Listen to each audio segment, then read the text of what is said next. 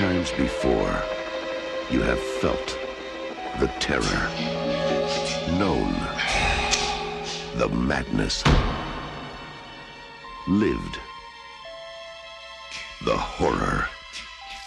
But this is the one you've been screaming for. Friday the 13th, the final chapter. Jason is back. He moves like a shadow, dark and silent. Sorry you changed your mind? He never utters a word. He doesn't even seem to breathe. Where the hell's the corkscrew? He simply, mindlessly, mercilessly kills. But now, Jason's reign of terror is over. Friday the 13th, the final chapter. Friday, April 13th, is Jason's unlucky day. Absolutely, and here it is, ladies and gentlemen. My favorite of the franchise. This was probably the first that I ever seen on cable television. Of course, heavily edited. It's still the best, even though the OG is my all-time favorite slasher, but this is my favorite of the franchise. All-star cast of people. Corey Feldman, of course. We got the Doublemint twins in here, who recently, a few months ago, celebrated their birthdays. Double the fun. You got them. You got Crispin Glover, of course. Where's the fucking corkscrew? You have you have iconic stuff in here. This is probably the most brutal Jason in history. Talk about this film a little bit, Keith. You have more info than I do on it. Oh man, I went and seen this one at the theater there in '84 when it came out. I do believe it was in April. If they say that, then that's when it was. Of course, I went and seen like the first 8 of them. I went and seen this one, like you said, man. You got Crispin Glover, you got Peter Barton, you got a very young Corey Feldman, you got Ted White as Jason. Ted White, thank you. Well, probably the I would say pure wise, this is the most pure slasher film ever made, quite possibly. This is pure slasher. This kind of set the mold, it set the template. Again, it's 1984. This was it. This was the last year. You got this. Later on in the year, of course, I believe Nightmare on Elm Street came out, and that was it. This is when you could go full-fledged into this, what it is, full-fledged into that. The blood, the sex, the drugs, the maniac killer out there with the mask. Good creative kills in this one, too. It's dark, it's good, and it introduced us all to Corey Feldman. And like you say, Ted White, who passed away a few years ago. How tall was he? He was like 6'9", wasn't he? He was a big, big dude. And Ted White ran somewhere around 6'4" or 6'5", I do believe. He was an inch or 2 taller than Brooker from Part 3, which is my favorite Jason. But Ted White is my second favorite Jason actor. Yeah, the way he just the oldest through that door. Yeah, for years. But long before he died, he really started to take it and start to appreciate it. And really Peter started. Barton as like you say, Peter Barton as Doug. He was in Hell Night. Yes. Good looking dude, and he just what is it? He just got out of it, and we never really saw him again. in a lot of these films, he's kind of like a slasher heartthrob, to tell you the truth. Good looking dude. He's all singing in that shower scene. We'll get to that. We'll be doing commentary throughout this film. It's almost a cursed film. Joseph Zito, great director, but boy, what a dick. Right. I'll be watching this one. This is, of course, from the box set. This is a 4K transfer, so this is probably the best it's ever going to look. Also, for the anniversary, you got this bad boy right here, which is the steelbook of that. But this is unopened. Turkey bag this bad boy. This will probably never be opened, but yeah. Then you see Mr. Barker right there, of course. And yeah, so it's a really good one. Like I say, this is the first one I watched. I remember as a kid watching that. Like you say, edited doesn't make it any more fun. Beautiful ladies in here. Yeah, Judy Aronson is Samantha. Eric Anderson is Rob. I mean, you got a lot. Kimberly Beck is Trish, of course. Which he just passed away about, what, 3 or 4 months ago. The one that plays Rob, Eric Anderson. Yes. Of course, Corey Feldman as Tommy. The first Final Boy, really, when you think about it. Tommy Jarvis. And Right. Joan Freeman as Miss Jarvis. Of course, and Lisa Freeman as Nurse Morgan. Of course, I recognize a lot of these ladies and gents and stuff like that. Of course, Crispin Glover as Jimmy. Willard comes to mind. Yeah. Lawrence Monison playing Ted from. He was in a few different shows. He was in Last American Virgin, a couple others. Lawrence Monison. He's also in Mask. He's also in Mask with Cher, and yeah. Yeah, so just like I say, a very good film. And like I say, Joseph Zito, Victor Miller, based upon the characters, created by, which is very interesting. So created by Victor Miller and Ron Kurz. Go into depth a little bit about those two there, Keith, because they never really got their due in this franchise, did they? Oh, man, I could go on forever about Victor Miller, man. Yeah. Well, for many years, I mean, it's sad when you got to take it to courts that many years to get your just due and to actually get some money so you can live halfway as good as Sean Cunningham has when you're the one that created all the characters and the foundation for the whole thing.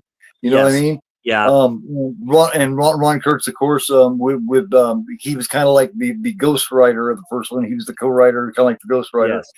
And then he gets credit for part 2 and I think part 3 and then this one. Yeah, absolutely. Just doing some more info here. The budget was estimated at $2,600,000. Opening weekend in U.S. and Canada, $11 million. April 15th, 1984. Gross U.S. and Canada, $32 million. Gross worldwide, almost $33 million. So JT, unfortunately, can't be here tonight. He's not feeling too hot. This is his all-time favorite. It's like people kind of knew this might be it. And they went in droves because you knew for a fact Paramount and the censors and all this stuff were just going to get on their ass about this big time. And like I say, we'll talk about some certain scenes in this film where it's pretty flipping cold outside and their director's being a dick about it, and there's a lot of shit going on. Of course, the whole thing with Ted White and Corey Feldman and shit like that, those two didn't like each other at all. I don't know. And Corey Feldman's kind of fell off a little bit like that. He just needs to shut the fuck up and just do his thing and stop doing what he's doing. Like, you're seriously on something, my friend. I just remember you from good old days from those earlier films that you did, like The Lost Boys, films like this, of course. Stand By Me. Stand By Me? No. The Goonies. I always preferred Corey Haim over Corey Feldman. I always did, personally. Dream a Little Dream, which is a trip of a film, of course, from all that good stuff, too. So, yeah, we're going to get... much more talented. Haim was much more talented, in my opinion. Yeah. And we're going to start this in a few seconds here. Probably one of the best openings to a Friday the 13th wise when they do the recaps and stuff like that, too. It's done very well. Like I say, it just continues, of course, from where the third left off at, which makes it a little bit more interesting. And yeah. And so these first four did that. I mean, they were good at like 5 and 6 and all. They were good, but this one really ended the first era of Friday the 13th. The first 4 are that's really what they mentioned in IMDb. They did mention that it was definitely a curtain call for Jason, the way Jason was. Of course, right. Of course we get the first one we all did. Of course, was part 5, A New Beginning, which I think nobody talks about enough.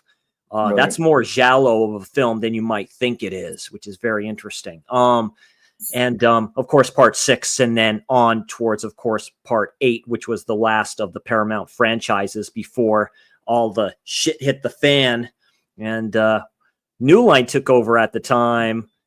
That's a slash along for another day and stories for another day. And so yeah, we're gonna get this bad boy started here. I'm gonna start the countdown, and then we'll start. Like I said, I'm watching this one from the Scream Factory box set. Wait for sales, pick it up. It's one of the greatest purchases I ever did. As a hardcore fan as I am, this is it. You don't need anything else. It has all the films. So yeah. I don't mind Jason Goes to Hell, Cal, but like I said, it's a different type of discussion of a film. So there's some created kills in there, that's for sure. So I'm not a big fan of Jason Goes to Hell. I never have been. I've only seen it a couple times in my life, but I didn't like it either time. But I am ready to give it one more try. Yeah, it's the only one that I just don't like. And I love Freddy versus Jason, even though it's not the best Jason in the world, but I still love that film. It's probably the most evil Freddy I've ever seen. Yeah. Like I say, that'll probably be the next slash along we do is Freddy versus Jason, because that's a great flipping film. So, all right. So we're going to start the countdown here, and I'll tell you all when to press play.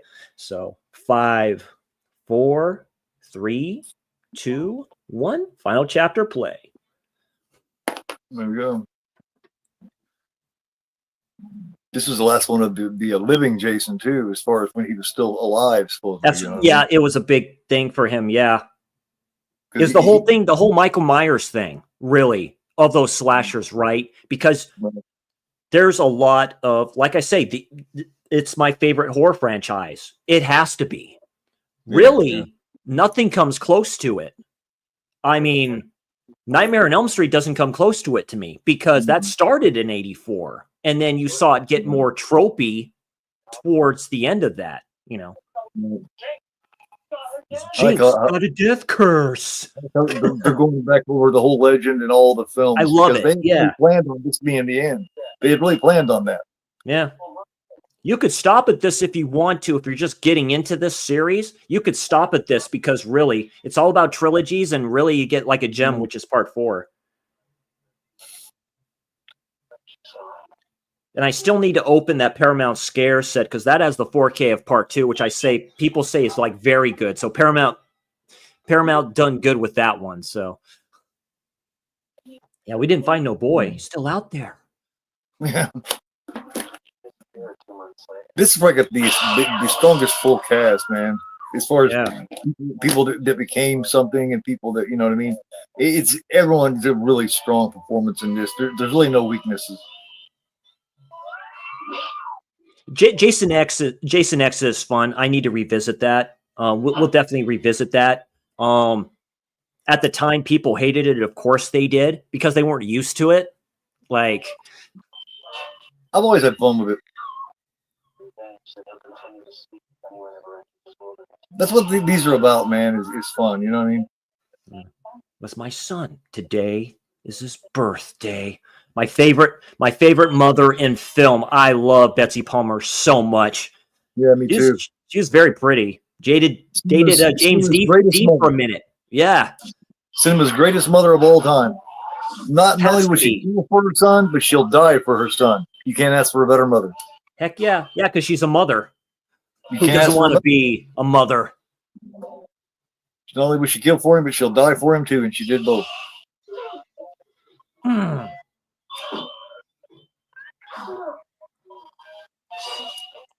Yeah, Chris doesn't get enough credit as a final girl either. Yeah, I mean, she's a good final girl, and you know she's really attractive. She's hot as hell, man. I've seen her do a lot of things. She may be, as far as the first 4 goes, she may be one of the weaker actresses of the original 4. And this was great. You just see that, then you just see it go, yeah. What about part 3, man? Is earlier on in part 3, she kind of does some shaky acting. It's not so good. But the remake is terrific. Yeah, the remake is terrific. I saw that in the theater. That's the only Friday 13th film I've ever seen in the theater is the remake. But the final scene of part 3, she kicks ass. Dana Kimmel does. She does. That final scene. It's weird. She shows worst and her best in the same movie. It's so cool seeing like what could have been, you know, the ideas for that. I have Crystal Lake Memories, the book, the nice big book of that. I need to read that. Cool. Very cool. You know, it's like part 6, like the ending for that, you know, that's all sketched out, like with his dad. Spoiler, yeah, like the father, which they've never talked about. Yeah, Camilla and Carrie Moore as Tina, the twins. Those are the Doublemint twins, if you don't know. Double the pleasure, double the fun. Special makeup effects, of course, from Tom Savini. This is when he came back to the franchise because he was doing another film called, I don't know, something called The Burning and The Prowler and stuff then. You know it's his work. Yeah. He was busy as fuck at this time, man. Yeah. He came back especially. Of course, everybody wanted him. Yeah. Because he's a different type of cat. He just is. Rick Baker is really good. Rick Baker is extremely good. But Savini, probably number one. Like, and Savini never did anything for Cronenberg either, which is a trip, I don't think. No, he never did. Yeah. They do different kind of work. Winston, Baker, Savini, they're all different. Yeah. What other films did Zito do? Did he do the Maniac film or no? Am I thinking of somebody else? No. That was fuck. That's what's his name that runs Blue Underground. Did that? Oh, yeah. That I didn't know. Okay. No wonder they had that film. Yeah. Yeah. Maniac 1980. Hold on a second. Let me see here. Yeah. It was Bill Lustig. Yeah, Bill Lustig. Yeah, never mind. Yeah. And the story was I didn't know he ran Blue Underground. That's a good boutique company. They don't do as much as they used to, but they have some of the best transfers like out of anybody. That's Lustig's company. That's why some of the first ones was Maniac, and you know what I mean? Yeah. All his films are on there or done 4K on there, basically. This is good kind of we see the helicopter and stuff like that too, where you hear him, he says, looks like they finally got him. That's pretty good. Yeah, it looks like they finally got him, you know. All day long he's been laying there, remember, because she chopped him the morning before, and then all day went by. And then because they take her away. So, and they put the axe part in the bag. That's funny, you know, because they don't. Yeah. Yeah, they just put it over. And you know, of course, it's a different location from the original cabin, of course, from that area, because that's a man-made lake that they had to do. Yeah. I'm not sure if they've ever built that house back up again, remember, because it burned down several years ago because some fans went and stayed in it and thought that the fireplace was real and started firing it and burnt the place down. Shit. And that's funny. Yeah, you see the ambulance pulling up. So what's going on? Like, yeah, they're all dead. What? Yeah, all of them. So that means her too. The Chris character is dead. So that tells you a lot. They didn't even mention her, but they said they were all dead. Well, she was still alive. She wasn't even all that injured when they took her away. I think they meant besides her, because remember they took her away and she was still fine. So she's being checked out by professionals, mental health professionals at this point. And I recognize the black nurse there, but yeah, it says looks like they finally got him. You know, it's like the hand all pops up and scares the bejesus out of her. Yeah, I think she might have been a couple. He's dead. Yeah, what's the matter with you? That guy was in some shit too. Yeah. You've seen a lot of these actors right here do little bit parts in a lot of these films around. I love it. Yeah.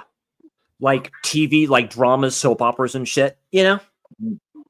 Which there was tons of them. There was nighttime soap operas and everything around this time. Oh, yeah.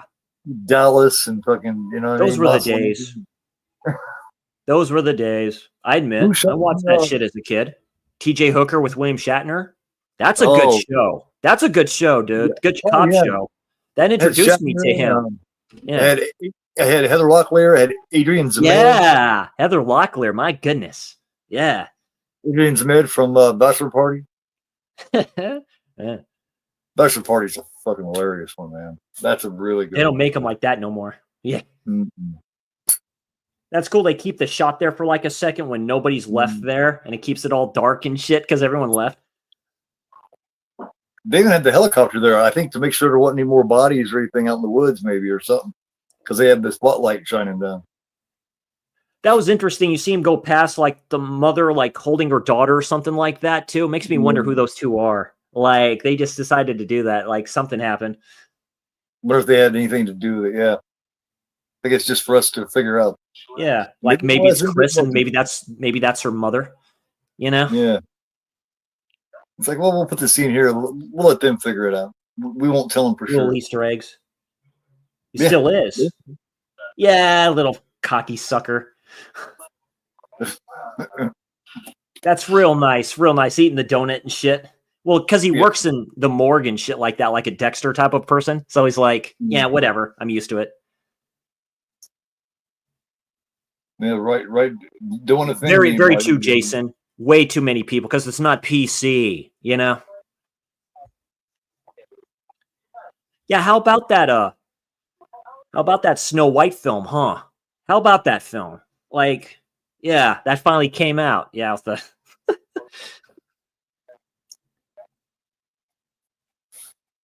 the nurse, she's hot too. Here, that's pretty cute. Like,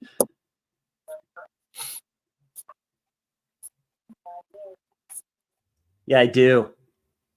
You're it. How many of us watch these shows at this time just to get a little peek, just to watch the ass wiggle back and forth? We all did. Dude, yeah. I was a month away from being 11 years old when I went and seen this, so you know I was a little pervert. Always been a big fan. When I went over here to my grandparents, because my grandfather had his recliner chair way on the left-hand side, and it was like a hallway where my bedroom was at, and he was watching the Blue Lagoon on those tube TVs. Dude, Brooke Shields? Dude. Right. Now I was a little boy. Looks like like Stewie says, looks like my wee-wee's gone rigor mortis there pretty quickly. And people shit on Paradise. Paradise is a pretty good film, too. People shit on that now all of a sudden. It's like, dude, it was back in the 80s. Give me a break. Yeah. Wasn't that Willie Ames and Phoebe Cates? Yeah. I couldn't remember if it was Willie Ames with her in it or not, but I thought it might be. Some studio just released it. I just got it because I do remember it. You're like, you know what? I remember that. Nostalgia's a drug, dude. Yeah, Y2K. Yeah. Yeah, a friend of mine sent me a link to that. What's her name from Snow White? She's in that one from A24. Yeah. I haven't heard about it. It's like a horror film. But Oh, it's A24, and A24 releases bangers. I've not been disappointed with any of their films. I was only disappointed in one, and that was that Men. I didn't like it as much, but all the rest of them I liked a lot. You like Bodies, Bodies? Because they did that, and I actually don't mind that film. I haven't seen it yet. It has Pete Davidson in him, and I don't like him. I think he's a piece of shit motherfucker. But he plays the part quite well. Right. Y2K takes place like in 1999 before the millennium, so it has a lot of 90s overtones. They're like trapped in like a video store or something like that. So right there beside Jason, it's like, I don't know, man. You never do that. That's great. That's great. He's like, hey, why can't I do that? Shit. Fuck. I'm sorry, Jason. I'm sorry you don't like it. I mean, I can appreciate it. I like the ending. The ending is actually quite good. Because I didn't see the ending coming, but yeah. Yeah, that's one I haven't seen yet. You didn't like Men. I like Men. It's just a slow burn. Well, I didn't mind that about it. It's just the ending with all the rebirths and shit. I thought that was like very Cronenberg-like. I don't know. I was like, it was just. To tell you the truth, the best out of the A24s, in my opinion, is Saint Maud. I really like Saint Maud. Like, it's great, man. Yeah. I've been preaching Saint Maud for a long time. Me and my youngest son did Saint Maud 2 years ago. We did a discussion on it. Shit.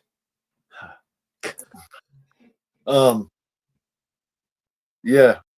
There was a few of them right at that time. Saint Maud came out. There was 4 or 5 of them really good that came out all at that time.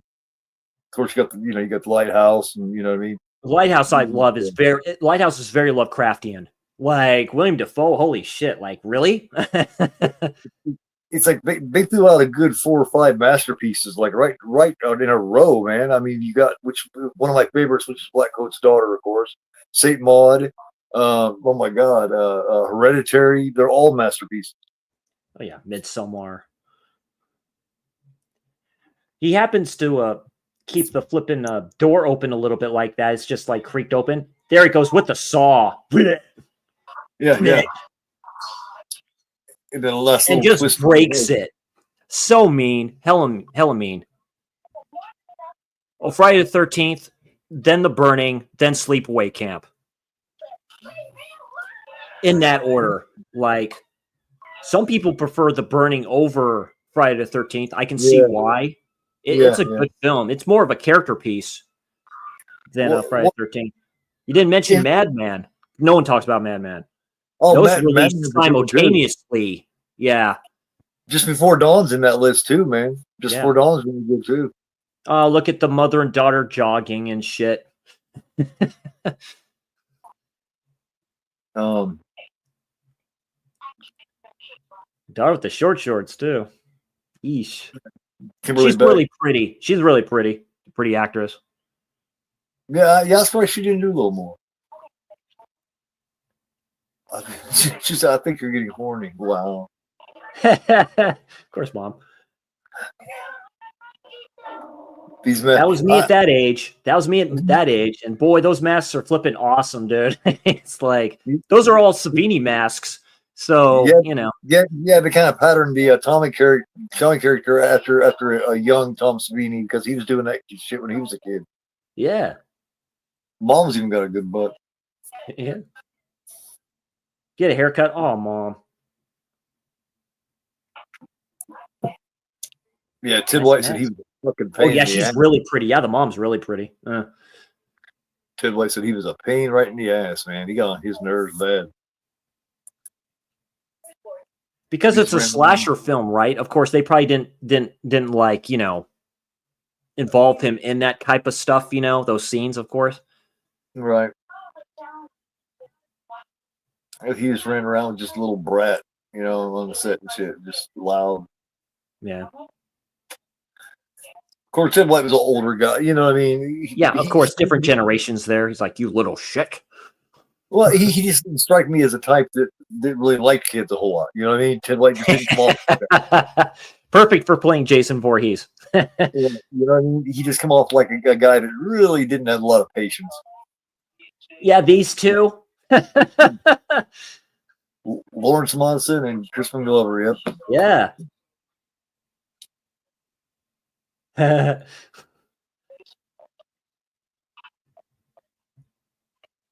I'm not a dead fuck. I'm not a dead fuck.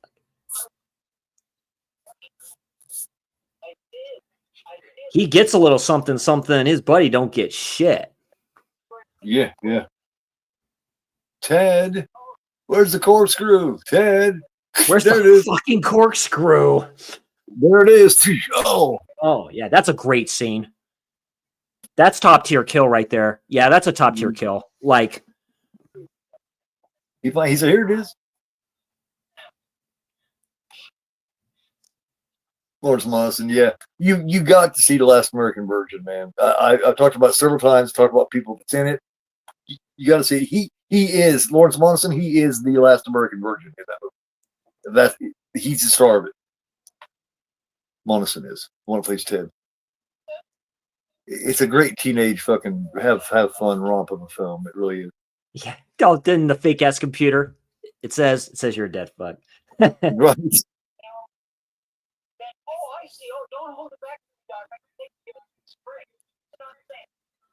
I did not say it. The computer did. Aha. If there's no Betty, fuck you, man. And I'm a dead fuck.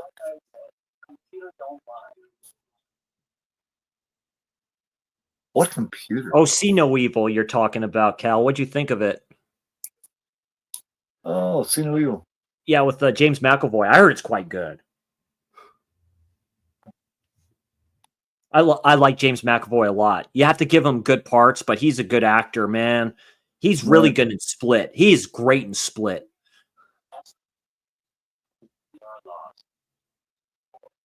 No evil. See no. Well, And she's there's hot as no all evil. hell. I've seen her in other things too. She's hot as all hell. The brunette back there. She's like, damn. Oh yeah, that's Sam, played by Judy Aronson. Yeah, Yeah. Got to do with the glasses and stuff like that too. that's her man And Paul. oh, look, there's the graveyard right there. How about that? Like Pamela Voorhees, they happen to put that like right there. That's hilarious. Here's the girl with the banana. Yeah. The banana scene, the first ever scene like that in one of these, where she gets chopped and squeezes a banana. Yeah, it squeezes the banana, stuff like that. Yeah. Woof woof! What a dick! You. Woof woof! Yeah, what a dick! Oh, see no evils with Kane. Okay, never mind. I think Yeah. I thought you're thinking of something else. I like the first one. I haven't seen it in a long time. Second one's basically just like the first one, except for it's got Danielle Harris in it, which is always a good thing. Yeah, she's still hot. Oh, she is, man. She ain't much younger than we are, or much younger than I am. She's probably around your age. Oh, right in the throat. That's pretty Squeezes good it there in. too. Gonna saw it a little bit there, you know. Right. That's how you kill chickens, like that. Nice ass little country house, man. I seen a thing where one of the people that goes around and they go to old shooting locations and shit went to this house, and the person that owns this house now let him in to go in there and do a video and talk about this film. And the house is still That's almost great. Yeah, it's a cabin. it's almost exactly the same, man. Of course, Boy, that the hair house, turned permed like real quick. It's kind of like Yeah. Barbara Bach. She has like that permed hair, then it gets wet like in a second, and you're like, hot damn. of course, Like the house is the unseen, she's great in that. oh, they just think it's cool, man. That is so overlooked too. The house that the kids are staying in, now that house didn't exist. I don't think. I think they just kind of put that facade up. Yeah. But this is an actual home. Always has been. Yeah, it's an actual There's cabin. marks. There's marks still in the wood there. They pointed out there's marks still in the wood from where they made this film. Nice. Yeah, because I love the old Brady Bunch mobile, man. yeah, it's filmed in Santa Clarita, California, Yep. Zaca Lake, California, USA. Interesting. Yeah, it'd be there. So Well, the Santa first two Clarita, were shot that on may the be East Coast. Trinity. That might be Trinity County or Yeah. Shasta County. Has to be around that area. They switched after the second one from the East Coast over by Jersey to go over to California to the West Coast. Yeah. And the next two over there. This is more forest-like, definitely. So Yeah, yeah, if you renting find out the out- other cabin that's vacant and stuff like that, and the mom's all like, "Oh, great." How far are you from Santa Clarita? I live in Livermore, California, so not too far. Maybe a few hours. I always mistime everything. I'd have to Google it and find out.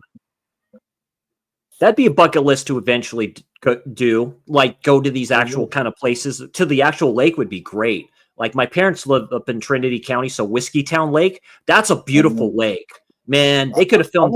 They could have filmed the film there too. I mean, I've always wanted to go to California, man, and check out a lot of these different shooting locations, man. I might do that one of these days.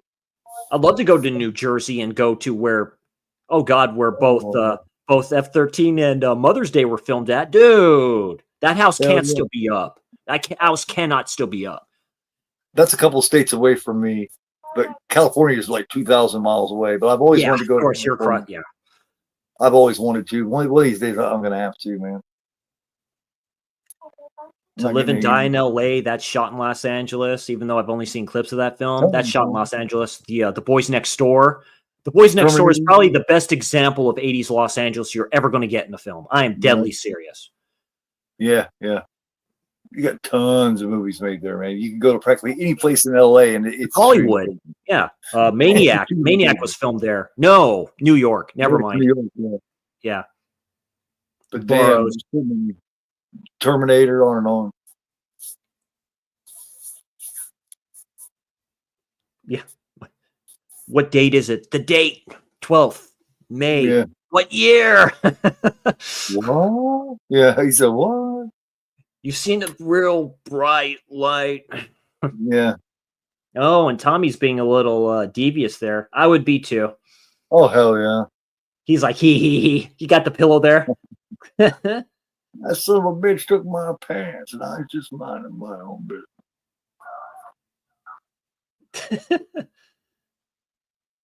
Cute little red underwear. She's fucking awesome, man. And he hits on that twin. Not that the twins are ugly or anything, but she blows them away. I'm Oh, sorry. and boy, and she just goes like, yep, no problem. You get a little something, something. I'm like, yeah. Proving And something. right in front of her, he fucking dances with that other twin. It's like, you dumbass. She's fucking 10 times hotter than them. And she's all about you. She's all about him, too. I'd say, actually, I'll go with Danielle Harris. I mean, Danielle Harris, like in Halloween 4, like she's really good in that.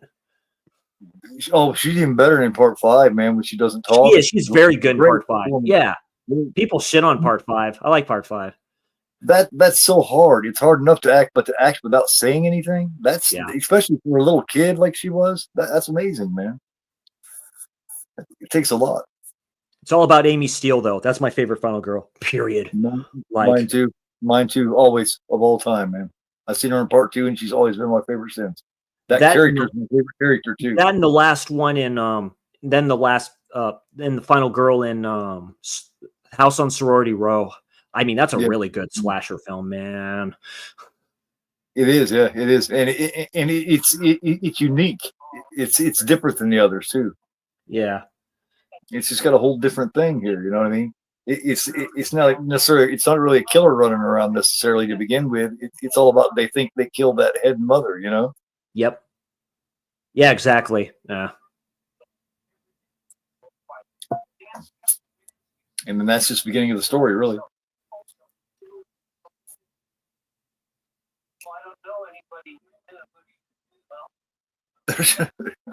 And really, when you think about it, everyone says your next kind of turned up. Well, never mind. And here we go. And here are the twins.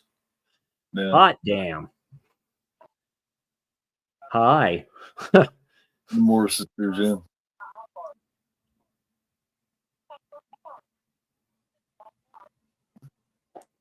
They're twins, but they do look a little different. They act completely different. They do, which is cool. That's good. That makes them kind of good. That's from the commercials that they do. Voices are different. Later. Yeah. They just come off different, you know? They really do. When they talk and everything, it's like a totally different, different person. 2, when just looking at them, and you see him, the shy one there, so to speak, and stuff like that, sees the sister. He's like, and sees the sister. He's like, man. She got some about her that's just so wholesome, man. This chick here, the one that Peter Barton ends up with. She's just hot as hell, man. Yeah. She's Barbara Howard. Barbara Howard, yeah. Sarah, yeah. Yeah. Like I said, you see people like this in other films. Yeah, she's really pretty. There's a little love story in this. I mean, it's not just sex. There is. Peter Barton. They actually kind of fall for each other, man. That's why he's so excited in the shower. He's singing about that love in the shower. He's hella happy. Yeah, that's what sucks about it. I always felt so bad for him, man, because he's so happy and shit. And he really likes her. She says it. I think I'm in love. She says that. I'm like, holy shit. Yeah, and Jason just fucks it all up. It's like, dude, do you mind? Oh, you got to work for it, Mr. Glover. Dude, you got to work for that. Give me a break. Even I'm a nerd. I would do it. I would do it, dude. You got to work for that, dude. Got to work for it. On the fucking rope and swing into the water. Amy over Nev? Yes. Right. I like Nev Campbell, but she's better in Wild Things and other stuff. Yeah, she just blows it the fuck away. Whoa. Yep. Gotta love those ladies. They give 2 shits. They're like, eh. Gordon. Oh, and there he goes. He's going to see something he's not supposed to see. He's like, thank you, God. The one that's not getting in the water is old Jim there.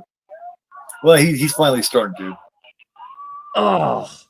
You need to get up higher on You that think rope. that hurts a little bit. Yeah, when he's all swinging down there. Yeah, hits that water. Ass drags across the ground. Water's like concrete. It's like, get up higher on that motherfucker. Your ass is going to drag across those rocks. Oh, Tommy, turn around. turn around. Man and cheese. Hot damn. Come Trish, on come in. on. Hot, no, thank you. She gets a big old grin on her face. You know she wants to.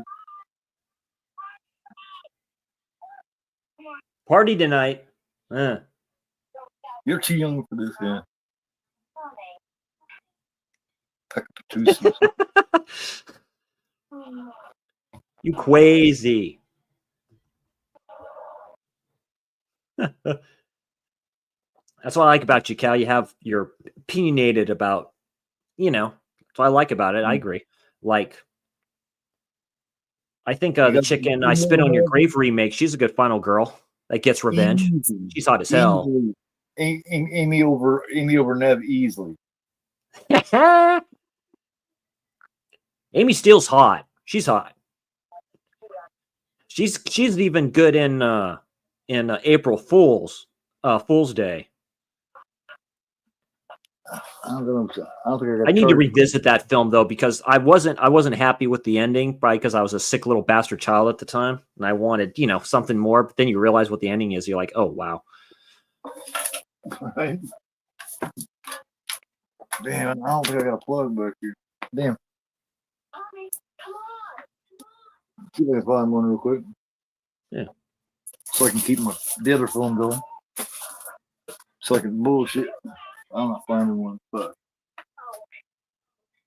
Oh. Come on, Sarah, just a dip. He's like, no.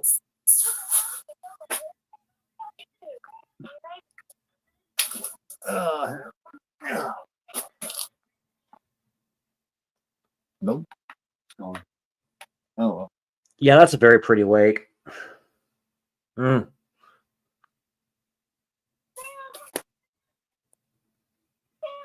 Sam.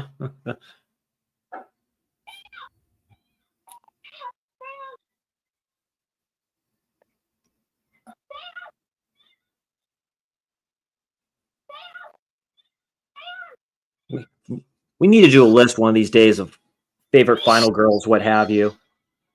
There she goes.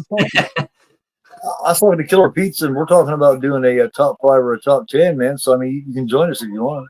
Nice. No, that's a good idea with you two. Yeah, Killer Pizza is great. Yeah, we're gonna start with top 10 favorite slashers, which ought to be very good. Oh, yeah, I've done that with Darren in the past. That might change. Yeah, that'll be a good one with you too. Yeah, I'd like to know your opinions on that. One that just probably is in the top 10, The Slayer. The Slayer is very good. That predates A Nightmare on Elm Street. That's all I'm going to tell you about that. That's a good film. Hey, oh man, you got tons of them. Man. You got Mutilator. You got Prowler. Prowler's good for the kills, but yeah, there's the brother that's looking for a sister. Now, this makes this story interesting. Saunders' his sister, yeah. Yeah, Saunders' his sister. He shows the picture of her, I think. And I'm like, oh, shit, Yeah,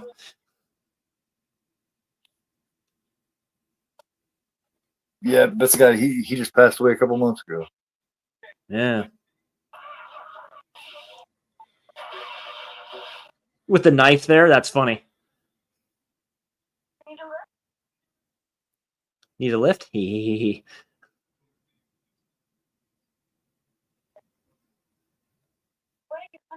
This is what they used for the remake, to tell you the truth, because it's the brother was one of the dudes that was in oh god, what was it? That one CW show? I forget the name of it. There's a few CW actors and actresses in there. It was like a Supernatural or something. Yeah, Supernatural. There it is. Yeah. He finds her. Oops. True. Yes. That's a nice car too. Is that like a? I ain't a Torino, is it? That's a dog of some sort. Yeah. I do believe. Yeah, that's a Dodge. I'm not sure of what kind. That's a nice one too. It's an old fucking tank of a car, man. That would cause damage. Yeah. Probably could drive through some shit. Yeah, tank of a car. It's kind of true. It's like all steel. Just old mid to late 70s fucking Dodge. Hi, this is wrong.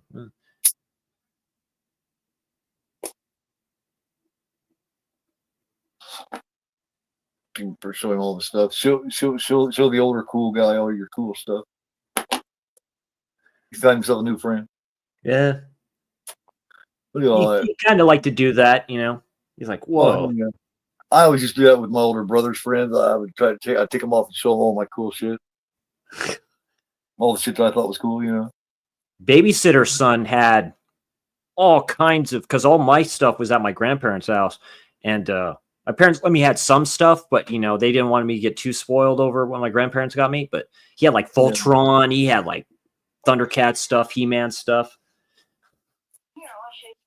an Atari, like you know, Pet Snake, you know, like was it King Snake or whatever it is, you know, the one stripes and all that stuff. Yeah. He even had one that passed, you know, that you put in those pickle jars that preserve them and stuff like that. We were weird sadistic then at the time, you know. That's when toys really started becoming cool, was 80s and shit, and 90s. Oh yeah, dude. Like I say, it's like great decades, man. You use your imagination pretty quickly there.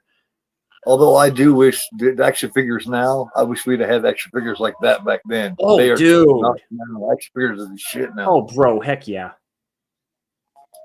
And I still collect them. The only difference is I don't play with them now. I just collect them and display them. Sometimes I get the longing to want to play with them here and there. Now, this song originally was AC/DC, but who is it that's singing it? I'm not sure, but the song in original background was AC/DC. They just didn't want to pay AC/DC for the rights. But this was supposed to be AC/DC in the background. The funniest, coolest dance of like all time. Yeah, I mean, I think his dance is funny in this song. Imagine this dance to like Back in Black. Imagine him dancing like that to Back in Black. Hate to say. This is good. Yeah. Hand it to your buddy there. Hand it to your buddy in the hat. And that's great. She takes the hat, dude, puts it on herself. I'm like, holy shit. Wants a little something. The girl, and he does this shit right in front of her. That's his girl, man, you know? You kissing her. Oh, that dude's a creeper. Yeah, he wants a little something. He's like, nope, none for you. Yeah, she's not interested one bit. She's just like, nah. She actually prefers the prefers the dude in the hat. Yeah. She prefers the less eager ones. Yeah. Well, of course, the hard to get. Yeah. Yeah. Like, I don't think so. Yeah, I don't think so. Yeah. Like, leave that dude alone. He's already got a girl.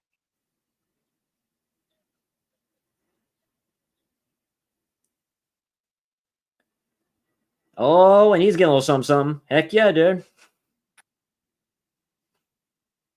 It's okay. If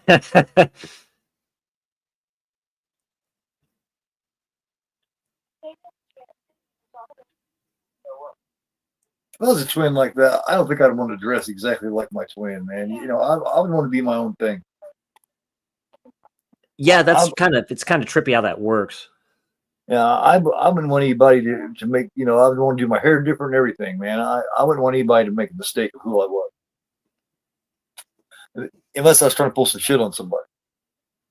That's the It'd be a trip, actually. Ever went to a convention and seeing someone like an Amy Steele there and like sitting next to him, you know? Like, holy shit, I'd be like a shy old kid all over again. Like, oh boy. Like definitely. It's like I remember seeing that picture of you with a pitchfork all ready to go, man, at the door.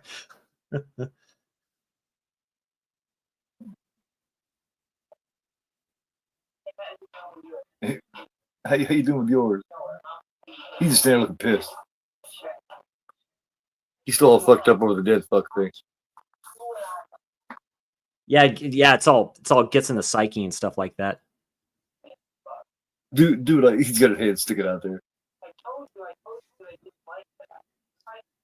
Oh yeah.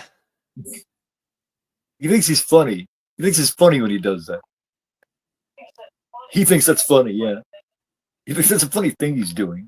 It's not. He's really a goof, man. He's kind of uncool, you know what I mean? Like zero fucking game. This guy has zero game. Doing shit like that, chicks be like, man. Oh, yeah, they're shotgunning it. You know, women really don't like it when you do shit like that either, man. That's why he ends up by himself, like that. He's like, come on. That's why he ends up by himself, because he's doing stupid shit like that. Like he keeps saying, do what I'm doing. No, the thing is doing the opposite of what he's doing.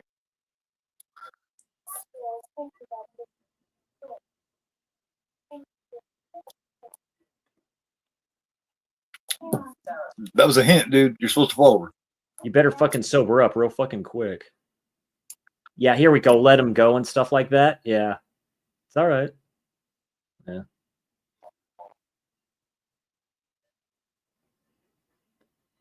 Yeah, she's pissed. Boy, they just got locked. Those two locked eyes. Oh, yep.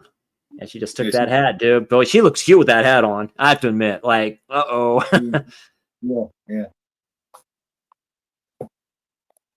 And she's looking at him the whole time. Like, see? Yeah, do the opposite of what he does. Because he's Oh, here we go. I'll talk to you for a second. Why are you going to kill him for? Because, you know.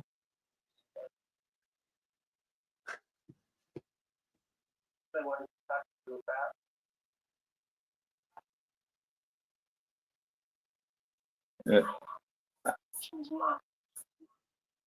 She was mine. She ain't nobody's, man. She just. You know, I suggest you do. Go to your computer. Yeah. Yeah. She wasn't nobody's, man. She just kind of looking to bounce around. That one is.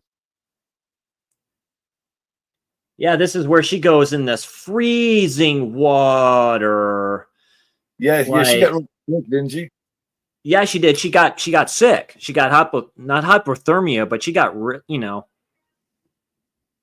because he made her sit there. Director made her sit there in the boat. Like, yeah, that's what pissed everybody off. I think they had to halt the set because they were pissed. I think White was pissed. He's like, dude, really? Yeah, because you think about this was released in April. So this is California, yeah, but it was still shot in fucking January, February or some shit. Well, no, it goes with the weather too. When the weather is warm, water is warm. It goes with the weather, yeah. Because you can get warm water. You can get really warm water. It's kind of a trip. Yeah. Full frontal there. Yeah, nice too. This is up to be a really cold time, even in California. That's what people don't understand. California, it gets pretty fucking chilly too, depending on where you're at. Some gets perky. That's a good shot from the camera. Goes all maybe down to her legs, so you don't see it. Because there's a misconception with East Coast people. You know what I mean? They think that California is just this warm, hot place, and that's not necessarily true. Right. Which, of course, Predator wins, Cal. Of course, you know that. You know that. You live in California. Yeah. The only thing we get here, knock on wood, is earthquakes, which we just had. We just had like a 7 point something. So we get that, and then rain and stuff like that. But it doesn't get cold like like in Minnesota. Or like us, man. We've had 13-degree fucking temperatures here. Yeah, look the way that boat is. Like it's right. Like tipped a little bit, like through her front weight. Yeah. Anybody there? I know you're out there. Like, what's the temperatures been like the last couple of days there where you're at? Really, it's been in the 60s. Like you can say, like upper wise, and then the lowest it gets in here is like the 30s. I mean, and I live inland. You know what I mean? So right. like I said, it's been like 13, 15 fucking degrees here the last couple of days. Just stab the hell out of her. Yeah. She's, Yeah. Because you see the blade like in her from like the lower back and stuff like that. And then, yeah. look, he can't do it. He can't do it. Finally, He it can't came do to him. Finally, it came to him. Damn, I got a lot better than this chick. Even I got a chick that gives a shit about me, man. That's more. And those are like Daisy Dukes for dudes, which is fun. Which is funny. Early '80s, man. Yeah. Like on the first Yeah, the sleepaway cut off camp, shirts and shit like that to show the abs and stuff like Johnny Depp had. First sleepaway camp's really bad with that, man. Dudes are wearing shorter shorts than the chick. So she just goes to him next. Why not? Jesus.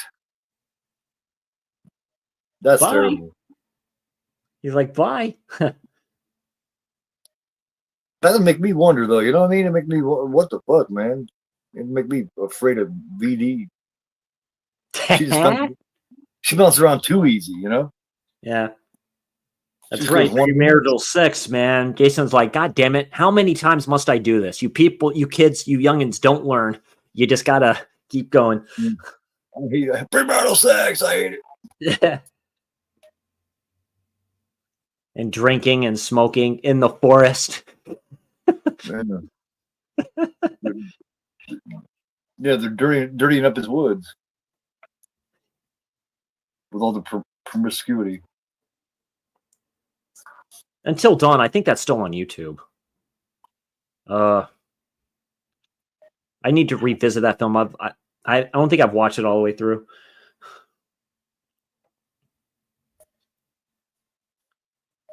That's another slasher I have. I need to watch The Forest. Yeah, that's a unique one too. Definitely check it out. It's definitely different.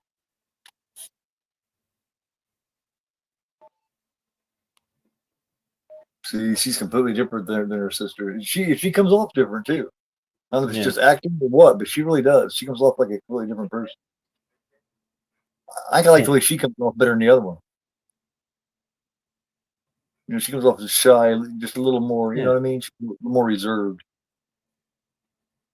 I think I like that better. And that's where you hear the theme. You know, you hear the ki ma ma ma. I love Bay of Blood.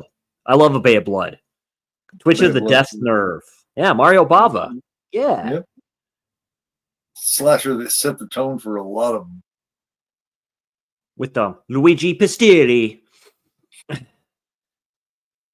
He was a good actor. He committed suicide. That's too bad. Like, that's why Giallo's a cursed genre. Yeah, Luigi Pistieri. He was in his best role was in is in Your Vice. That's his best role. He's great in Your Vice. He's also in The Iguana with the Tongue of Fire. He's a trip in that. That's off topic there. That's off topic, but that's a unique Giallo film I like a lot. And only I have the key. Yeah. Yeah, with Anita Strindberg. And Edwidge Finish. My God. Like, it's an all-star cast.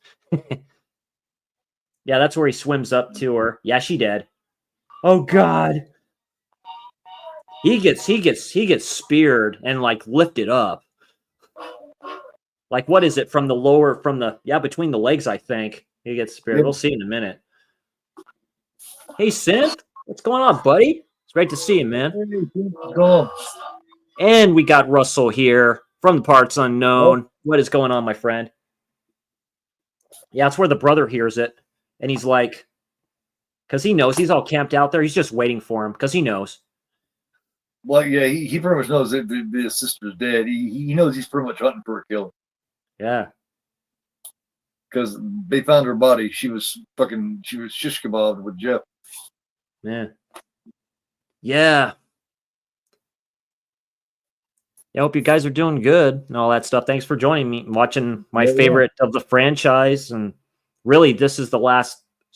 It's not the last slash along, but it's the last slash along of the Paramount tapes. So we've done all the Paramount tapes. We've done slash alongs, aka watch alongs, discussions on this franchise. Like I say, it's my all-time favorite horror franchise. Easily, this defined the decade.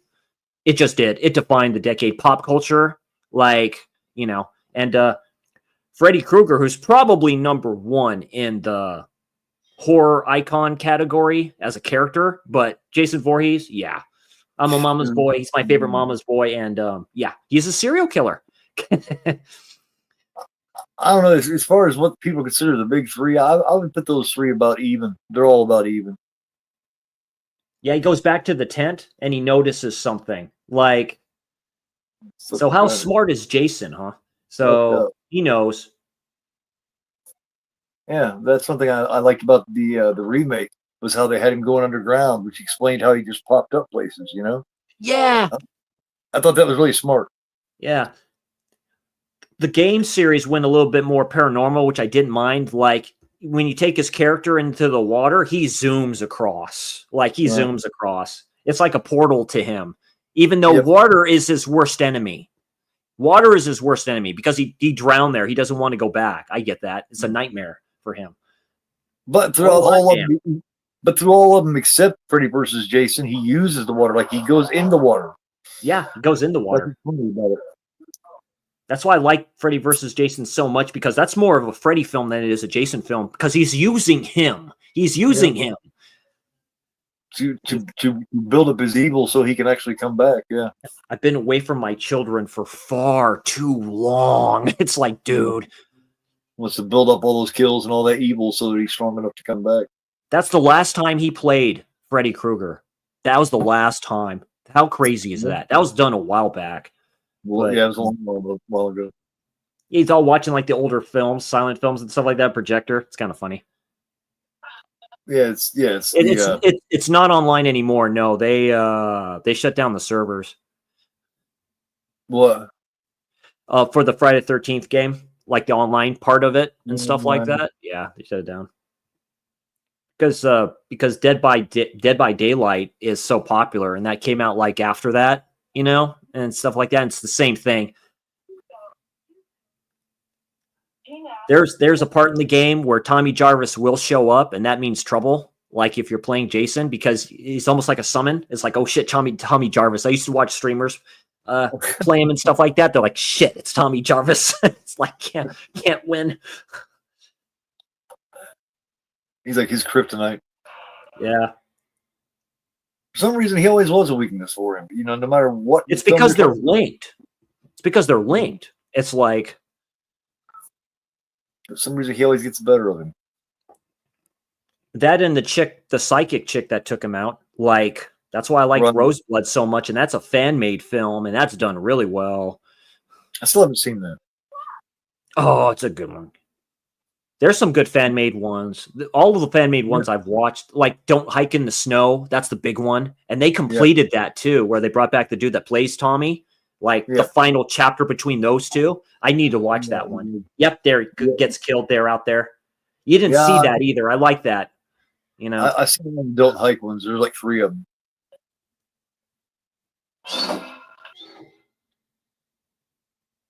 That's great. Yeah, you see the thing that says help on the thing, and she just gets speared to the thing like that. Yeah. It's a good thing to do, Cal. I like them a lot. They're done very well, and they're from fans. The director is a very cool dude. He starred in those films too. In Roseblood, he plays this general and stuff like that, and that's him. He's the director of it and stuff like that. So it's pretty good.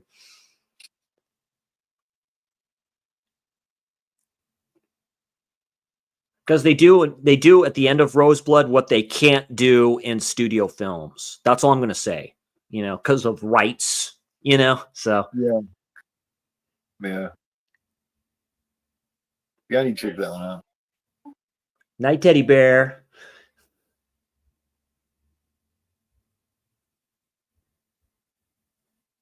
Uh-oh. You like, don't.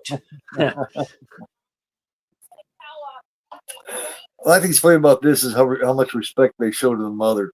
They don't show the mother's killing. You know what I mean? No, they just see her turn around and see something. Man, that's haunting. Yeah. Like, because you kind of know she's.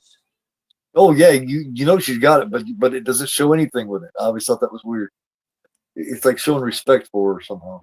I would do a slash along of those films there, Cal. I think we could actually do a picture-in-picture type of a thing for those, since it is YouTube. I don't think there'd be an issue with that to do the fan-made Friday the 13th films. I don't think there'd be an issue. Maybe that's something we could check into. Yeah. Actually, do a commentary with the film on. Yeah, I do have plans. I want to do slash alongs of the Nightmare on Elm Street films. I do plan on doing that too in the future. So that'd definitely be a fun time. Because we did one for, of course, we did one for the OG and stuff like that. That might be my release of the year. That's a very good 4K. I gotta hand it to Warner Brothers. That's a very good 4K. So they did their work on that. timestamp now 54 minutes and 15 seconds. Yeah, Popeye the Slasher Man. Yeah.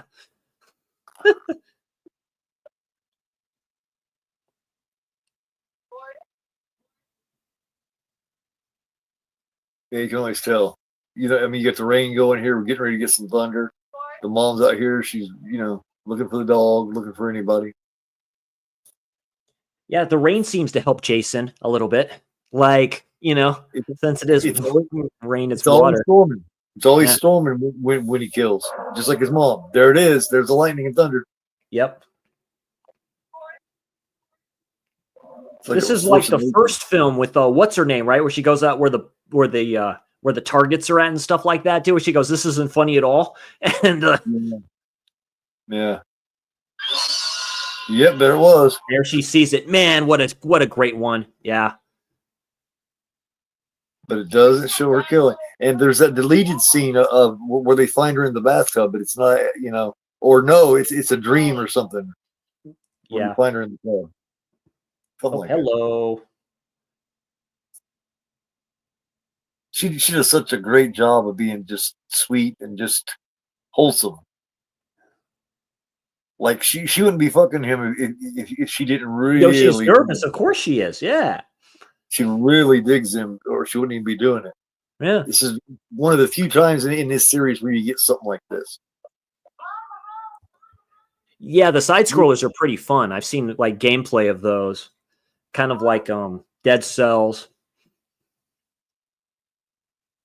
Yeah, they just come back and they notice that the lights are out in the house. It's funny. You don't turn on the lights. You just like go there. You just go through there. There's like nothing to worry about in like a dark house.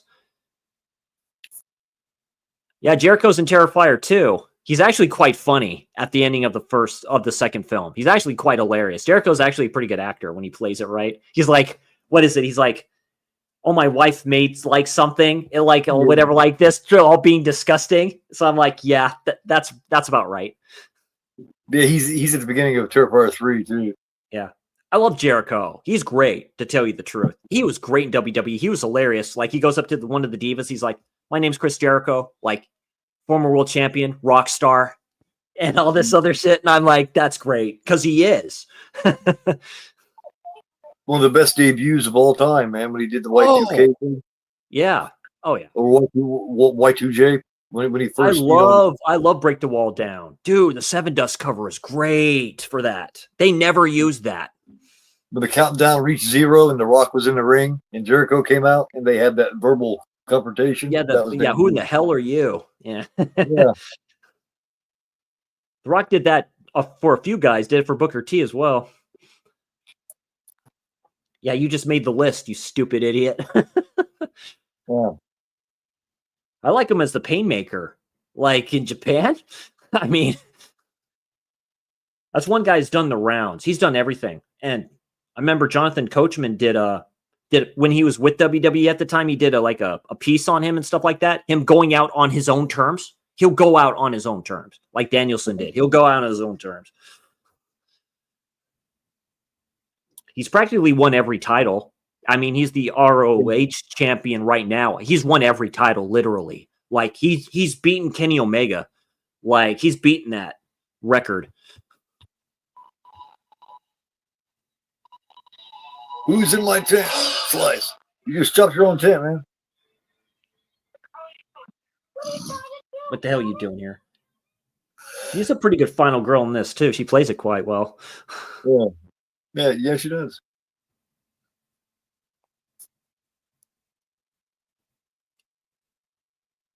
He's just worried. He's just worried about whether he's a dead fuck. He wants to ask. I have a question for you. Dude, Tina, she's sleeping right next to him, man. Dude, I doubt that. on him. She got her head on. Yeah. Yeah.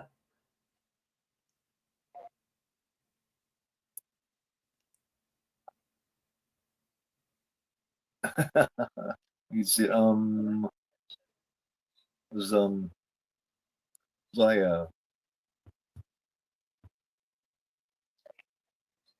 was I a dead fuck?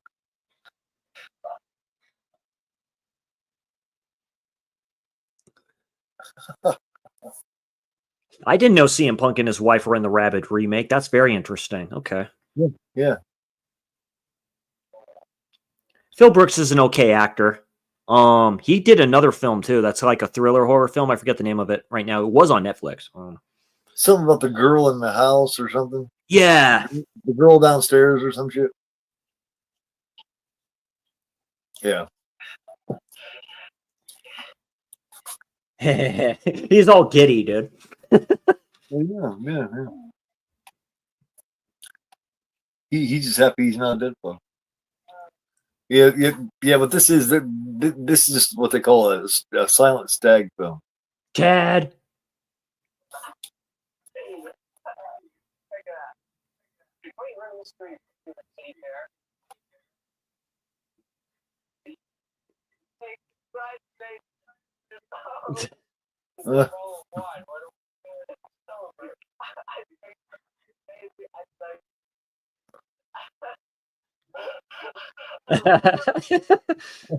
This is just a dork, man. He just does such a good job. Always. Oh yeah, the wine. Here it is. Teddy bear, where's the corkscrew? Ted? Ted?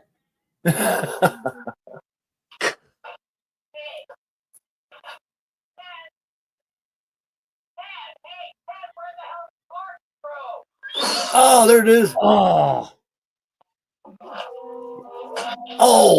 Oh, right there. And they did his like all like he can't scream. He's just like all like his voice box is gone. Immediate shock, man. This is a great kill too. This is very good. Yeah, the two bikes are there. She knows their sister's gone. This is a great kill right here. She bounces off the car. Like, it's shot so well.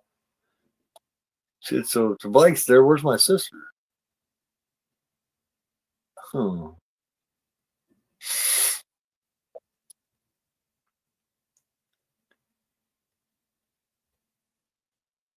Yeah, they talked about this. I don't remember how they got involved in this, but I don't remember. They said. Oh, right there. That's right. He's outside. And this is great. Whee! And look at this. This is in slow motion. So they slowed the camera down. Her, boom!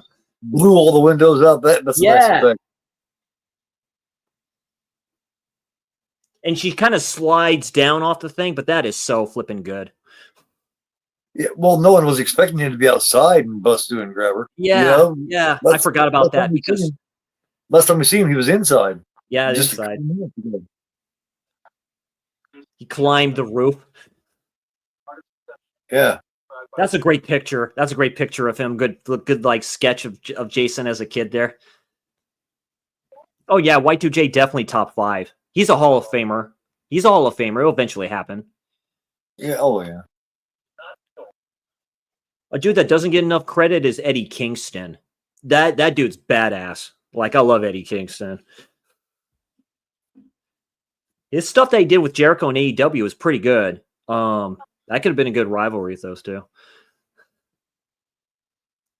Yeah, the uncut corkscrew scene on YouTube. I think in the DVD set that I have, he says, "Where's the effing corkscrew?" Basically.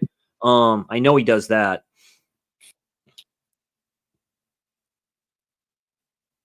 And this Blu-ray too has like the deleted scenes or scenes that are kind of taken out a little bit, which is crazy. Part 7, I think, was the most edited out of them all because there's some good kill scenes in there that are crazy good, but are too gory for the FCC or whatever their names are. Yeah, No, we don't want to make it a video nasty. You know, we don't want to do that. 5 got chopped up too. Oh, that's right. Silent Night, Deadly Night came out around the same time a Nightmare on Elm Street did. Same release day. How about that? Same year as this one too. Yeah. Like I say, the last great year for slashers. How about that? And that's a video nasty. Heck yeah, dude.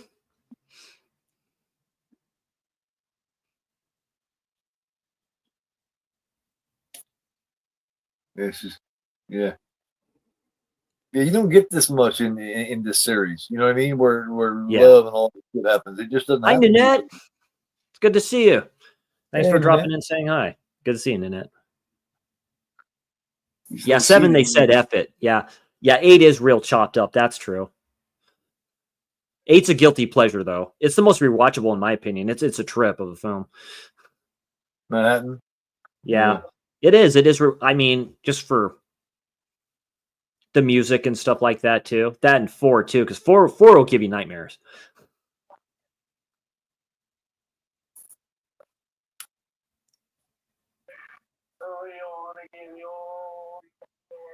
He's a fucking idiot. Yeah. Yeah, you think someone's sitting there, but nobody's there.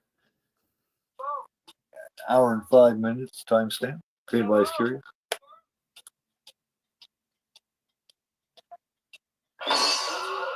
Oh, right there. Yeah, and it just slides right down that projector. Oh. What a waste of the projector, man. Yeah. Just working his way up. Yeah. These two got this great romance going on. Yeah, she's like using the blow dryer.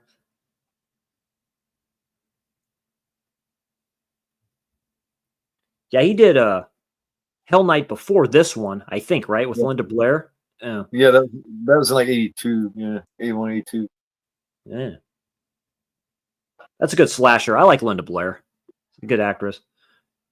That is a pretty good, unique gothic Slasher. monster. Yeah. Hide her in the Monster house. monster. Yeah, Yeah. you got a gothic setting with like a monster type killers, kind of like humongous. Halloween Party. They're With kind a of trapped slasher. in there and shit like that. Yeah, she says, I think I'm in love. What'd you say? Oh, nothing. Yeah, he starts singing. She's all legal. Yeah, he's singing a tangerine with her blue eyes of night. Lips as bright as flame. Her hair looks good wet. Tangerine. That's an old school hair dryer.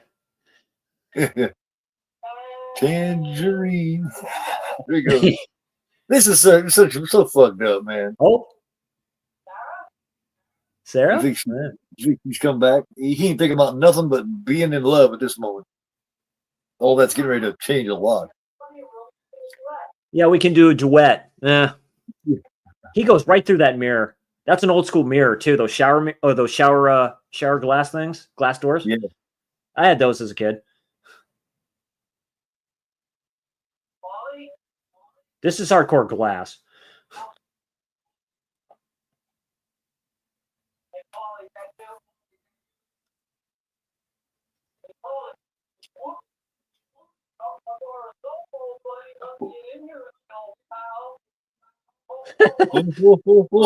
Oh, he crushes it. This is a great kill, man. Oh, Yeah, he crushes his face. oh, Yeah, right through the tile. That's hardcore tile too.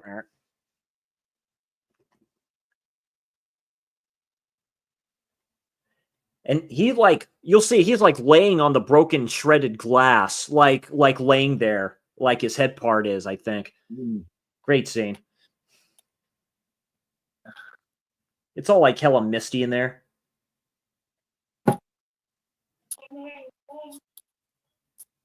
He's not singing no more. The song is ended.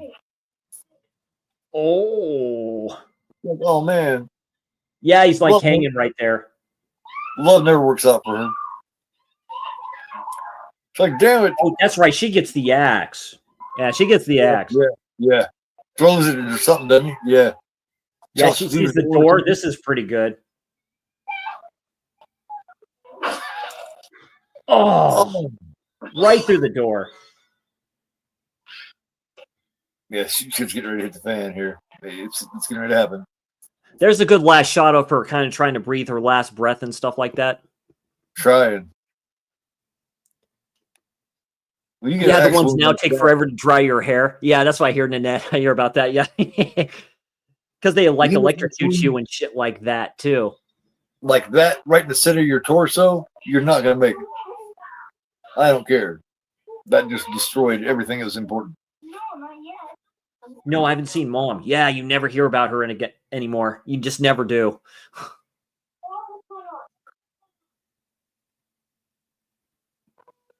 Oh, you grabbed the box. Boy, he straight up grabs the box too. See his nails? Yeah. I love that whole that addition. Yeah, it's Because he like had to- blackened, like all dirty and decrepit. Yeah. Like a homeless person. I hate to kind of use that. Me too, Nanette. This is my favorite Friday the 13th movie. Absolutely. The film's practically a masterpiece. It's probably like a 9.5 out of 10 slasher film. I mean, it's right up there with the OG Friday the 13th. Of course it is. I like that one more though, but it's like still though, this is fucking great.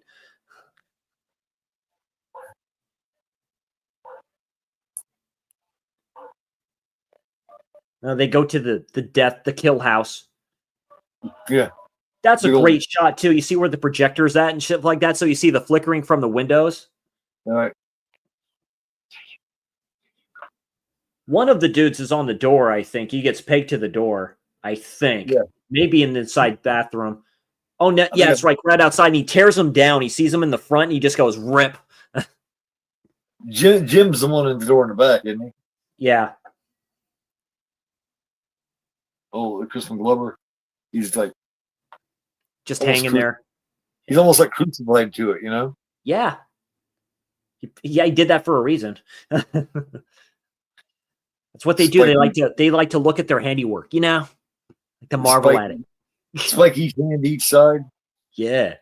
Nailed him there.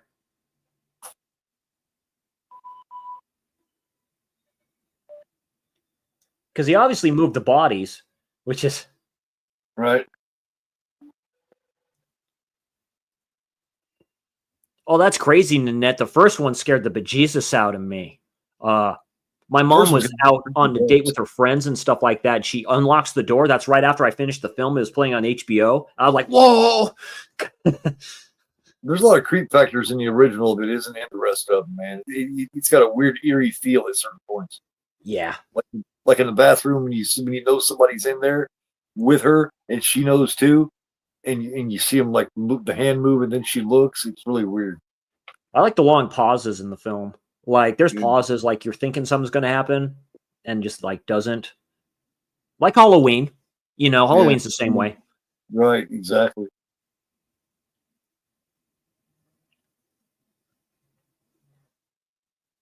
All these Friday 13th are Jello inspired, man. You know, I mean, you got of course, all slashers are. All slashers are. Yeah. All Giallos are proto slashers. With the exception of Torso. Torso is more slasher than it is Giallo. Same thing with A Bay of Blood. A Bay of Blood is more slasher than it is Giallo, but it's because that's all proto stuff. So, right. Spiral Staircase comes to mind all the time. Darren likes talking about that film a lot. He says that's an early like Giallo slasher type film.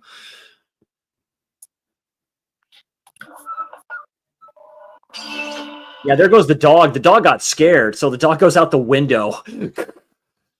I'm not too sure he didn't grab it and toss it out, man. Golden Retriever. Yeah, that had to be like loose, like plastic type stuff. Yeah, because you wouldn't do that with an actual, I wouldn't. Yeah, I'm not too sure he didn't toss it out, man. For real. And the only thing that scared me, women and the police. There you go, Russell. Yeah. Yes. Because otherwise, I don't see why the dog would have went out like that, man. Unless Jason did it. I'm a mama's boy. I love my mother. Worship the ground she walks on. You don't get her pissed off. You don't get her pissed off. That's wrath of God right there. You're like, yeah, that's where Tommy sees all the newspaper clippings. Yeah, Crystal Lake Massacre. Going through all Rob's stuff. Yeah. That's when he knows what to do. That's a trip because he turns the table on him. Yeah.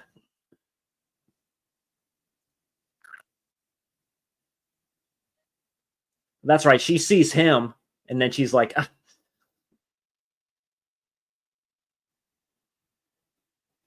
It's like a slow burn, too. Like he's no longer there. She's like, where is he? Like, she's kind of freaked out because this whole area is her home, man. You know, this is where she lives, is right here in this area. So she's thinking, what the fuck? Oh, that's where she sees them both hanged. Yeah, they both were hanged there. You see both the feet. Yeah. Like she's not. Oh yeah, he pegged his ass. Oh, with a what is that? With a train spike, train snake. Yeah, train spike. So I mean, she just lives right across the yard. So she's like, what the fuck is going on here at my house? Yep. Yeah, the flipping old school wood stairs that break. The fucker goes down there, man. He got some balls on him. Now, someone I was watching this with a couple of years back hates this part where he's going, "Oh, he's killing me! He's killing me!" He hates that. He hates that part. The dude I watched it with a while. He's like, "Get out of here! Get out of here! Run!" It kind of makes sense that he's doing that. You know what this scene kind of reminds me of? House by the Cemetery. Right? The basement? Yeah, the basement. True. Oh, yeah, Psycho? Oh, yeah, Psycho's an all-timer for me, Nanette. That might be top 10, maybe top 5 all-time film in general. It's Hitchcock's best. Yeah. I do like Rope a lot. And I got some other ones from Criterion, like Rebecca is one I need to check out. Or that's a pretty good one. Yeah, dude, just hitting that hand, dude. Just hitting that hand with the machete. So it's pretty good practical effects here. The makeup and all this stuff too. Yeah. Oh, definitely. Yeah, she dead. Oh yeah, she real dead. Eyes open. Yep, there's Jim in the back. Crucified. Oh, there he is. He looks crucified, man. He does. Yeah, she's like, I'm not gonna go past him. It's like I'm just gonna go through the window. I like how Jason just runs right through and rips him down. Yeah, like I said, he is ruthless in this. He is the most ruthless out of any of the films.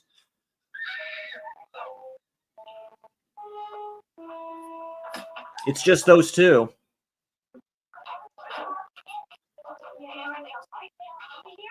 These two become quite formidable, though. Yes, they do. Oh, no, this is great. Much more formidable. I mean, you look at these two and you wouldn't think, they ain't going to be nothing, but they fuck his world up. In all kinds of ways. Oh, he don't give a shit about putting nails in the door, dude. He's going to go right through that. Here he comes.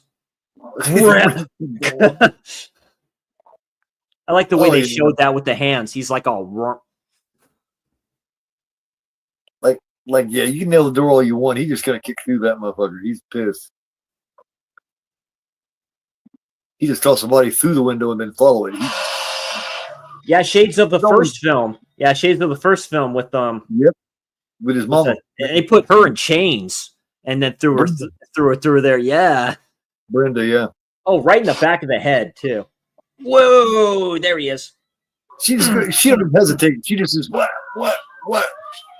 Right where the wound is at, where the axe hit him. It just didn't reach the brain. Oh. Claw hammers are great for that. Boom! Like that. I love that scene. Just goes right through the door. He's like, you. Takes the hammer. Here, take it back. Yeah, he started throwing shit in part 3. He's still doing it. They started doing that for the 3D. Yeah, the dude eyes all bug out when he squeezes them. Ah! That took you long enough to put that whole dresser up there behind the door. He's gonna tear that down like it's a. Yeah, he can knock that shit over pretty easy. If you wanted to. Never seen Rope? Oh, Nanette, it's a great film. Oh, Jimmy Stewart or that's my James favorite Stewart. shot. Yeah, James Stewart, dude. What That's a my film! favorite. All takes place in one location, an apartment. Like Yep. the suspense is really high. James Stewart, great actor. May he rest in peace. Great actor. Him and John Wayne, dude, those two did pretty good stuff together.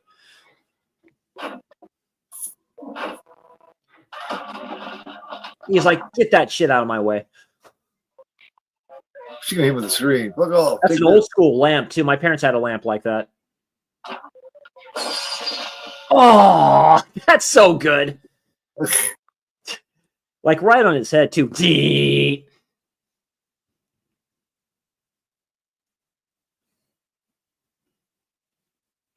That's funny because he went limp there and like on the door, and then he just leans back there. So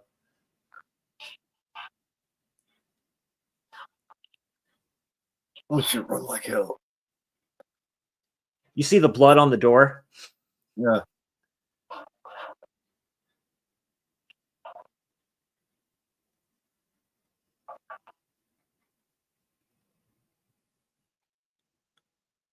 Sorry if you hear that. The wind's picked up here.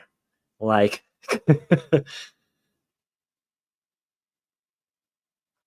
you can see him breathing. You can see him breathing. I just noticed that. Yeah. So this is a good damn transfer. You can see his chest moving.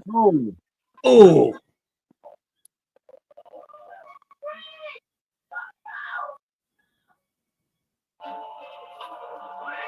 Yeah, he looks at him for a second. You see that, and he goes after her instead. That's a trip. Yeah. And this is where he runs too. So this is the last time you see him run for the most part. Yep, it is. This is it.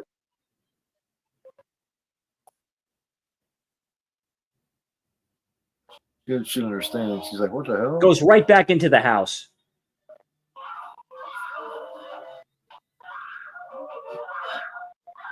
Shades of Texas Chainsaw Massacre right here. Yeah, that's right. Yep. Just runs right through the motherfucking window. Fuck it. Oh, so good. That's a good scene. Yeah, that's a very good scene too. Piece of wood like lands right on top of her. Yeah. You see a nice shot right there. Yeah. Yeah, you do.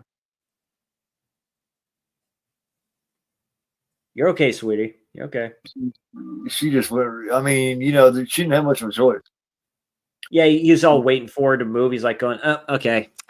Damn it. I have to go back downstairs. Whoa. Okay. Because if she hadn't ran out the window, he'd be killing her right now.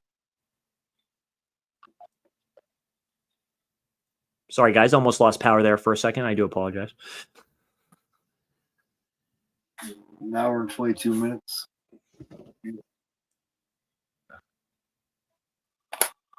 Yeah, there he goes. He's starting to cut his hair and shit like that.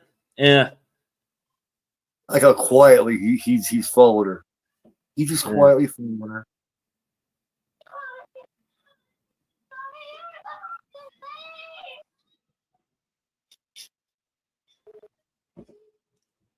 Yeah, this is like Halloween a little bit, right? Oh, miss me.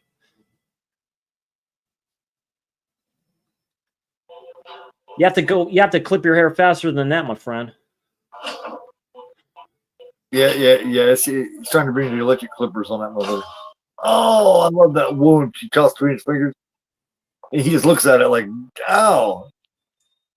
Yeah, I like the way his hand looks. Yeah, it looks all decrepit and gray.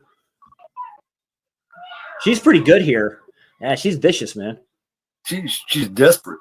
She's just like, she's willing to do whatever. You son of a bitch.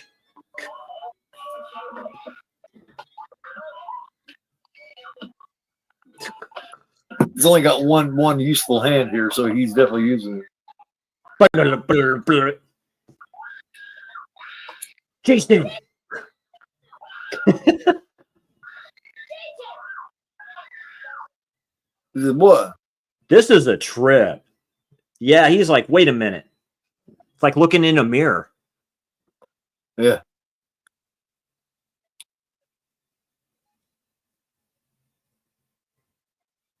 So what am I doing over there?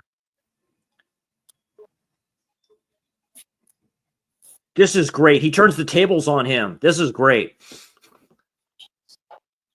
Jason.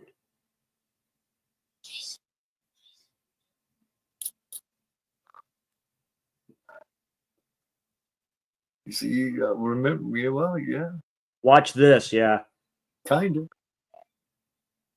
Look at that. He puts his hands up. Yeah. Chop just catches the mask. Yeah, catches the mask off, and you see what he looks like.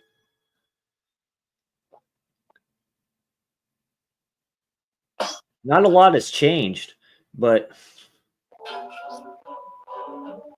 Damn. That Yeah. fucker, you seen his face. He's, oh my God.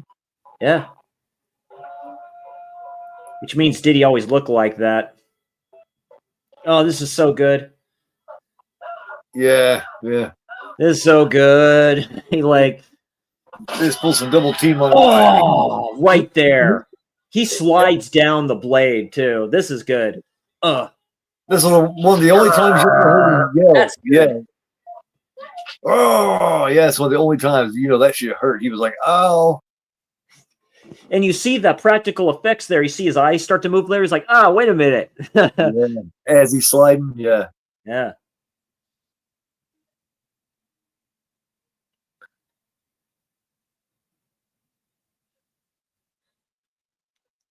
You'll see him start to move here in a second. This is great. Like, this is when you know he's broken. This is when you know he's like.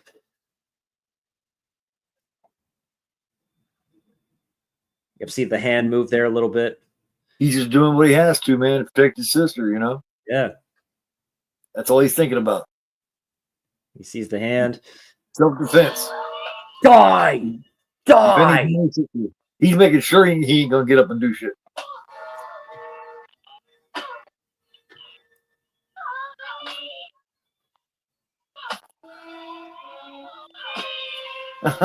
Damn. Tommy! Because actually, after this point, Jason's all fucked up after this, man. Like if the next one was to follow what shape he's in, or if he gets done chopping, he's probably chopped in pieces, man. Yeah. That's why they planned on it being last, because he chopped him up, man. Yeah. It would have been a true ending if he would have chopped his head off, right? Because that goes back to the beginning, right? Well, I mean, who knows how long he kept chopping him? It is a homage to Sonny Barger. He had a house here in Livermore where I live there, Russell. I remember when he passed. It's surreal. He had cancer, and he was fighting that for a long time. I was wondering what was going on because a Hell's Angel would come in and get flowers. I'm wondering who was sending them to. Found out.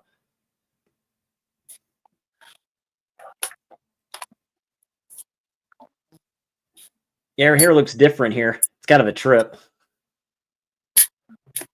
Tommy?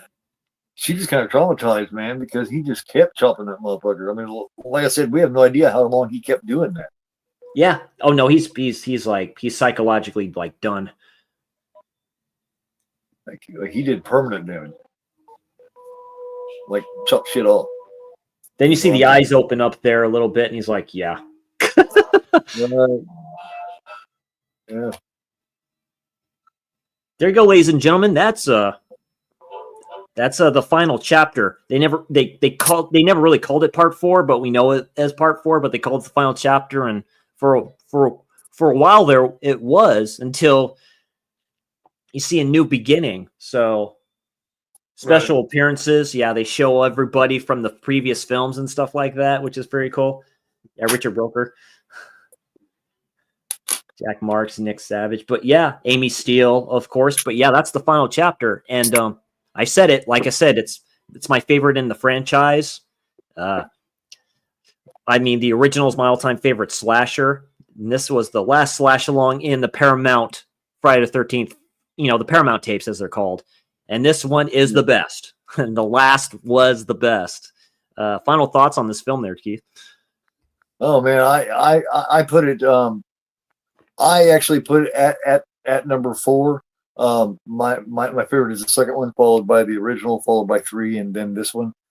But those 4 are always in my top 10 or 15, man, always. Absolutely. Me too. Like I said, for me, it's the OG. It's 4, or actually, never mind. For the franchise, it's 4. It's the first one. It's the second one, and then it kind of gets mixed in between with some other ones. I may need to redo my ranking of the Paramount tapes, but yeah, all in all, great film. Like I said, it's a solid 9.5 out of 10 for me. I know it's JT from JT's Horror Discussion's favorite slasher. Sorry again that he couldn't make it. He wasn't feeling too hot because he was playing and doing a watch along discussion of part 2 earlier. That didn't happen, unfortunately. But yeah, it's all good getting Friday the 13th in December. So you have some good stuff coming up on your channel there, Keith. Talk about that. No, yeah, man. I'm getting ready to release I know I keep saying that, but it's been held up for certain reasons. But I'm getting ready to bring out the next Ranking Evil later on today. As a matter of fact, Saturday at 2 p.m. Eastern time, I'll be doing a watch along of Christmas Cruelty with the creators, writer, director, actors, and producers of it, Peringvar Tomrin and Raymond Volley. They'll be joining me at 2 p.m. as I do Christmas Cruelty. There's a copy of the Blu-ray that everybody signed, and Peringvar sent it to me, the creator and Hell writer of it. yes. So they'll be joining me. Great extreme Norwegian Christmas horror film. Think Last House on the Left a little bit, except a little bit worse. I love it a lot. I remember watching it. I have that release, just not the cool signatures from all the cool people that are involved in that. Yeah. 2 p.m. They will be joining me on my channel for a watch along, live commentary, and discussion of this film today at 2 p.m. So very, very cool. Yeah. So next up, next week, Slasher Stream episode 8. Christmas edition with Darren. We are doing Silent Night, Deadly Night, and the remake Silent Night by Stephen J. Miller, which I previously watched a few nights ago. Both of those films are great, so expect that coming up. And then just future content with Keith and all this other stuff too, and just enjoying the holidays. So thank you all for joining. I really appreciate it. If you can, hit that like, hit that subscribe. The likes help the algorithm, of course. Follow all these channels here that you've seen. Follow Kalel. Check out, of course, Jason from Ginger Ninja's reviews. He's doing great stuff every day. So definitely check out all these cool channels, and love this community. Collect what the fuck you want. Fuck the haters. And as my boy Pug says, I'll see you all savages in Disneyland. Merry Christmas, everybody. God bless. We'll see you all next time.